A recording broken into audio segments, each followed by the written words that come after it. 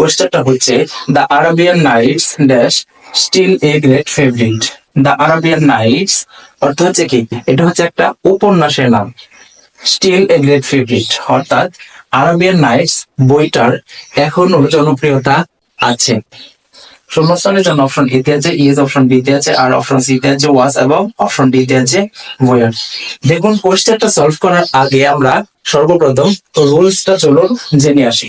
মনে রাখবেন দেশ, বই, সংবাদপত্র, উপন্যাস, নাটক ইত্যাদির নাম প্লুরাল হলেও ভার্ব হবে সিঙ্গুলার।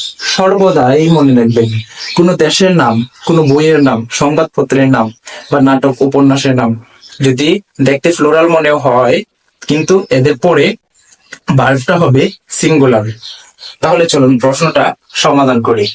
এখানে মনে রাখবেন এই স্টিল কথাটা থাকায় আমরা সি এবং টি ওয়াজ ওয়ার বাক্য থেকে বাদ দিয়ে দিব, কারণ যদি দেখেন কোনো বাক্যে স্টিল কথাটা আছে তাহলে সেই বাক্যটা প্রেজেন্ট টেন্সে লিখতে হবে। তাহলে এই স্টিল আছে থাকায় এই ওয়াজ ওয়ার আমরা জানি কি পাস্ট টেন্সের আলামত, ওয়াজ ওয়ার পাস্ট টেন্সে বসে, তাহলে ওয়াজ ওয়ার আমরা এই বাক্য থেকে বাদ দিয়ে দিব, এটা আমরা প্রেজেন্ট টেন্সে লিখবো।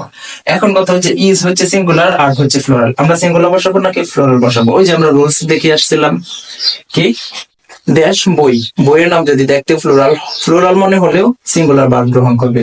দ্য আরবিয়ান নাইটস এটা হচ্ছে কি একটা বইয়ের নাম, আরবি একটি উপন্যাসের নাম হচ্ছে দ্য আরবিয়ান নাইটস, তাহলে এখানে ইজ হবে the Arabian Nights is still a great favourite.